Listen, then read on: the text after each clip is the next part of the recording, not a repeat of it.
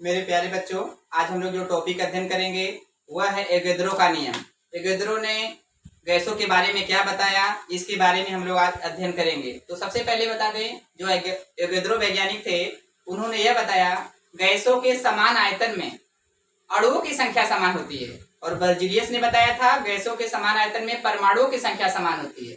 तो वह बर्जीलियस जो आए थे वह परमाणु को लेकर बताए थे, और जो आपका एवोगैड्रो है वह आपका परमाणु की जगह पे अणु के बारे में बताए हैं। तो एक बार पुनः बता दें, एवोगैड्रो ने क्या बताया है, गैसों के समान आयतन में अणुओं की संख्या समान होती है। आइए देखिए कैसे। एवोगैड्रो का नियम, इस नियम के अनुसार समान ताप तथा दाब पर गैसों के समान आयतन में अणुओं की संख्या समान होती है। अणुओं की संख्या समान होती है, समान मतलब बराबर होती है। आइए एग्जाम्पल के द्वारा हम लोग समझेंगे इसको। सपोज करिए कि आपका हाइड्रोजन गैस है और ये आपका क्लोरीन गैस है, दोनों मिल करके यहाँ पे हाइड्रोजन क्लोराइड गैस बनाए हैं।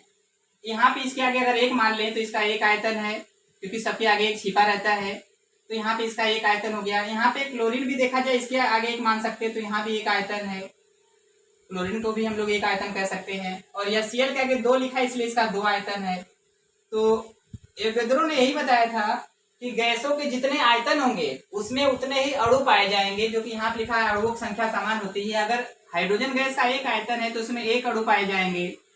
यहाँ भी क्लोरीन गैस का एक आयतन है तो क्लोरीन में भी एक अणु पाए जाएंगे। और यहाँ पे यह Cl गैस का 2 आयतन है, इसलिए इसमें 2 अणु पाए जाएंगे। तो हम लोग यही अध्ययन किए कि जितने उसमें आयतन है उतने ही उसमें अणु पाए जाते हैं। तो एवोगैड्रो ने अपनी परिभाषा में यही बताया था कि गैसों के समान आयतन में जितने आयतन होंगे उतने ही समान संख्या में अणुओं की संख्या होगी। जैसे यहाँ पे एक आयतन, इसमें एक अणु है, एक आयतन तो एक अणु है, यहाँ पे 2 आयतन तो 2 अणु है। तो बर्जीलियस ने बस यही फर्क किया था, उन्होंने अणु के जगह पे परमाणु लगा दिया था, और एवोगैड्रो ने क्या किया, जितने आयतन है उसमें अणु लगा दिया। तो उन्होंने ये बताया गैसों के समान आयतन में, मान लीजिए भी आयतन है, गैसों के समान आयतन में अणुओं की संख्या समान होती है। तो यह सूत्र उन्होंने दिया। इस सूत्र में हम लोग कह सकते हैं जो भी है, क्योंकि इस सूत्र में जो भी है वह गैसों का आयतन है, और स्मॉल n क्या है, स्मॉल n अणुओं की संख्या है। और बीच में जो समानुपाती का चिन्ह है, समानुपाती मतलब बराबर का चिन्ह होता है। गैसों के समान आयतन में अणुओं की संख्या समान होती है। इसके बाद एवोगैड्रो ने 2 बातें और बताया था। पहली बात यह बताया था एनटीपी पर किसी गैस का आयतन, एनटीपी पर किसी गैस का आयतन, ये परीक्षाओं में बहुत बार पूछा गया है। एनटीपी पर किसी गैस का आयतन कितना होता है, तो आपको बता दें एनटीपी पर किसी गैस का आयतन 22.4 लीटर, 22.4 लीटर के बराबर होता है। एनटीपी पर किसी गैस का आयतन कितना होता है, 22.4 लीटर के बराबर होता है। ये आप लोग याद कर लेना, एनटीपी पर किसी गैस का आयतन 22.4 लीटर के बराबर होता है। और दूसरी बात उन्होंने यह बताया, ध्यान देना आप लोग, अणुभार बराबर 2 गुणे वाष्प घनत्व। अगर आपको वाष्प घनत्व पता है तो अणुभार निकालने के लिए उसमें 2 से गुणा कर देंगे तो आपको अणुभार ज्ञात हो जाएगा। जैसे अगर मैंने आपसे यह कहा वाष्प घनत्व 15 है तो अणुभार क्या होगा, तो 15 में 2 से गुणा करेंगे, अणुभार 30 हो जाएगा। यानी वाष्प घनत्व का दुगुना करने से अणुभार मालूम हो जाता है। एनटीपी जो लिखा गया है, एनटीपी का पूरा नाम है नॉर्मल टेम्परेचर प्रेशर।